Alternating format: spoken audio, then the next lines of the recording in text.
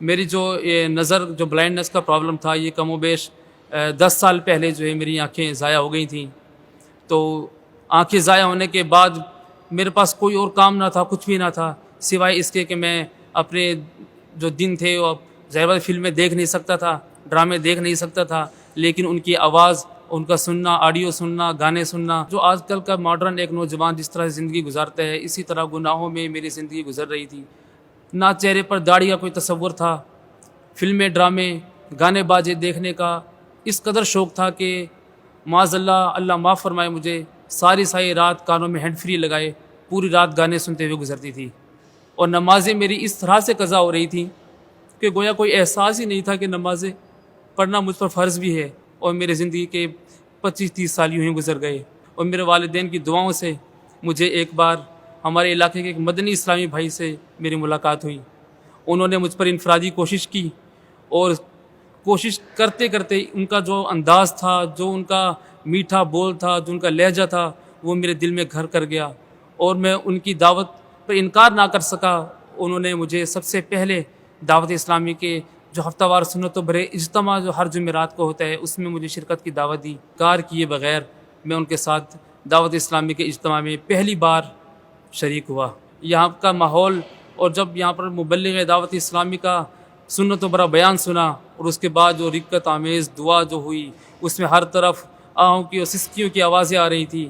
ہر طرف ایسا ہو رہا تھا کہ جیسے ہر شخص اپنے گناہوں کو یاد کر کے رو رہا ہو. تو اس وقت میرا دل ایک دم نرم ہوا اور اسی وقت دعا کے دوران ہی میں نے یہ تہیہ کر لیا, میں نے یہ عہد کر لیا اللہ تعالیٰ مجھے معاف فرمائے. اور اس جو پچھلا دور میرا گزرا اس کو جب میں سوچتا ہوں تو میں یہی سوچتا ہوں اور یہی کہتا ہوں کہ مجھے پہلے سے کوئی ایسا اسلام بھائی کیوں نہیں ملا. پہلے گناہوں میں زندگی گزر رہی تھی, لوگ حقارت کی نظر سے مجھے دیکھتے تھے, لیکن آج دعوت اسلامی کے ماحول میں اتنی عزت دی ہے اللہ نے مجھے کہ جب میں کسی مسجد میں نماز کے لیے جاتا ہوں تو لوگ عزت سے میرا ہاتھ پکڑ کر چومتے ہیں, مجھے آگے بڑھاتے ہیں. یہ سب کچھ میرے مرشد کریم کے نظر کرم ہے, انہی کا فیض ہے.